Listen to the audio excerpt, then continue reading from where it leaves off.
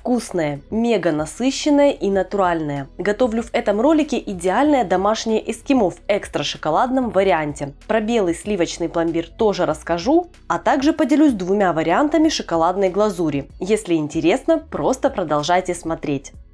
Привет, дорогие друзья! Меня зовут Галина Артеменко. Готовлю шоколадное эскимо с отличным составом. Рецепт классического белого пломбира уже есть на моем канале, ссылку оставлю в описании. Я расскажу, как приготовить мороженое без мороженицы, так называемым ручным способом при помощи блендера, а также приготовлю мороженое в своей полуавтоматической мороженице. Это как раз тот тип мороженец, который чаще всего покупают для дома, потому что эта техника довольно бюджетная, она намного дешевле, чем полноценная автоматическая мороженица.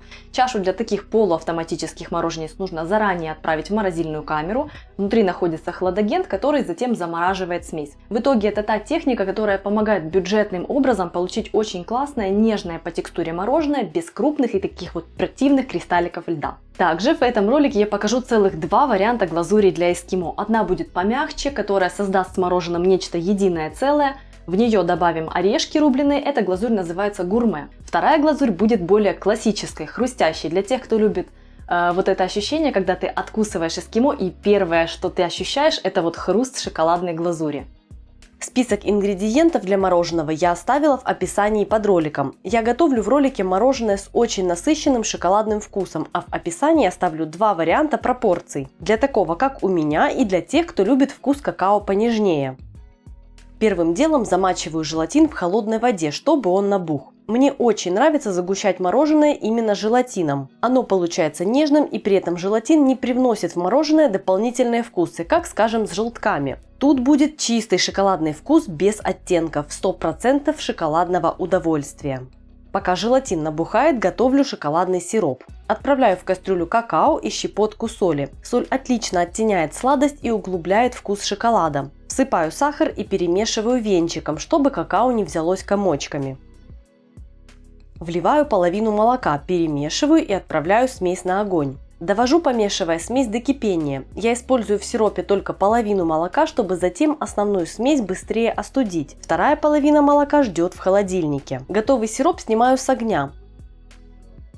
За это время желатин уже набух, растворяю его в микроволновке за 20 секунд. Можно прямо набухшим отправить в шоколадный сироп и тщательно перемешать, но мне нравится растворять. Так я уверена на 100%, что все частички разошлись. Вливаю желатин в шоколадный сироп и перемешиваю.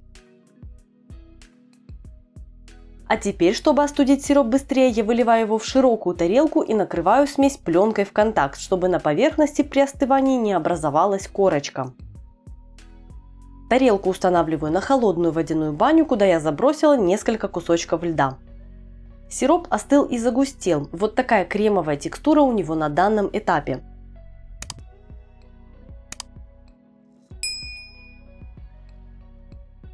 Перекладываю его в глубокую емкость и вливаю вторую половину молока. Пробиваю смесь блендером.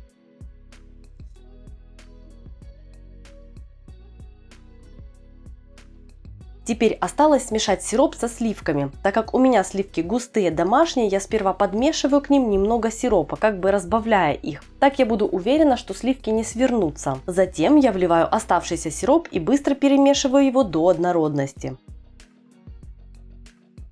Во многих роликах я встречала рекомендацию отправлять смесь для мороженого сразу после приготовления в форму и затем отправлять в морозилку.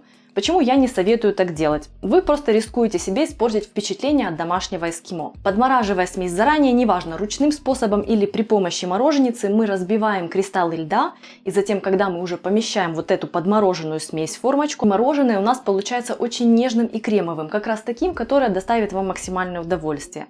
Если же отправить смесь сразу в форму и заморозить, мы скорее всего получим такое нечто полулед, полумолочное мороженое, которое будет пронизано насквозь вот такими вот кристалликами льда и которое будет не так приятно есть, как мороженое, приготовленное так, как нужно.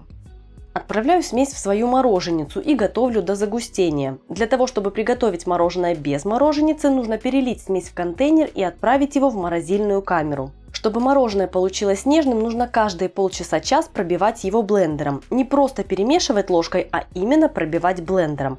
Так измельчатся кристаллики льда. Подробно этот процесс я показывала в видео с рецептом моего идеального сливочного пломбира. Ссылку на это видео оставлю в описании. У меня полуавтоматическая мороженица, для которой нужно замораживать чашу. Ее хватает ровно на одно применение, но когда дома очень жарко, то мороженое не получается крепким. С автоматическими таких нюансов не возникает, но и стоят они значительно дороже. Тут стоит понимать, насколько часто хочется готовить домашнее мороженое. Если все лето напролет и не только лето, то покупка стоящая. Я дождалась, пока мороженица доморозит при моей жаре мороженое до максимума, и теперь шустренько раскладываю его по силиконовым формочкам. Вставляю деревянные палочки и убираю в морозилку до полного замерзания. Мороженое окрепло. Достаю его из формочек и пока возвращаю в морозилку.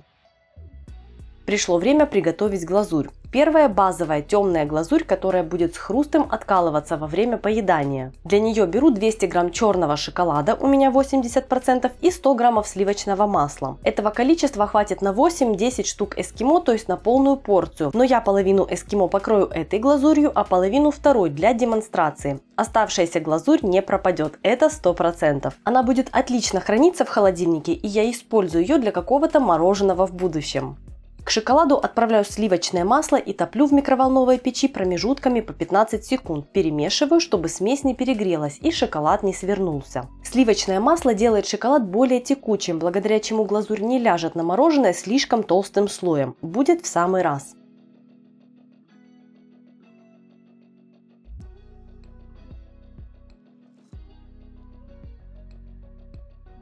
Переливаю глазурь в чашку, чтобы было удобнее окунать эскимо.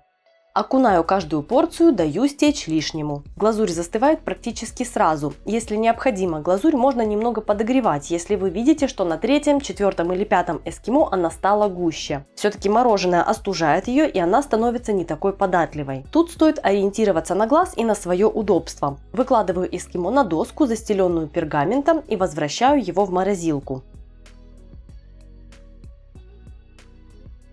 Теперь очередь второй глазури. Глазурь гурме с орешками на молочном шоколаде, которая будет мягче и податливее, нежнее. Пропорции ингредиентов для нее есть в описании.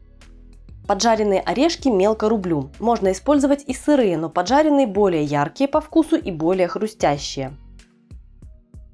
К шоколаду отправляю сливочное и растительное масло. Масла делают глазурь более текучей, а часть растительного масла в составе как раз и сделает глазурь нежной и мягкой по текстуре. Такой глазурью также очень круто покрывать кексы и торты. Растапливаю шоколад в микроволновке пульсами по 15 секунд. Слежу, чтобы шоколад не перегрелся.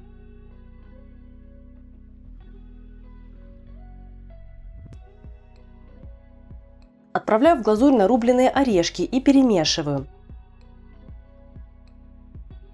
Переливаю глазурь в чашку и глазирую эскимо таким же образом, как и предыдущую половину. Убираю готовый десерт в морозилку.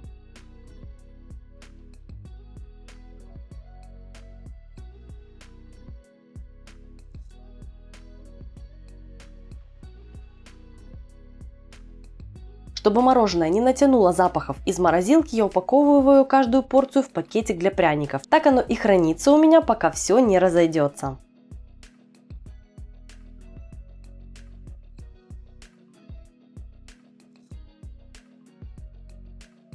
В описании к этому ролику я оставлю ссылку на рецепт еще одного вкусного домашнего мороженого, самого простого, самого быстрого, действительно готовится за считанные минуты. Там есть одна маленькая хитрость, но я уверена, что этот рецепт вам тоже понравится. Если этот рецепт вам понравился, ставьте палец вверх. Если считаете его полезным, делитесь в социальных сетях со своими друзьями. Если приготовите, обязательно отмечайте меня в инстаграме. Ну и традиционно подписывайтесь, если вы еще не со мной, нажимайте на колокольчик, чтобы получать уведомления о выходе новых рецептов. Меня зовут Галина Артеменко, и это канал «Жизнь вкусная».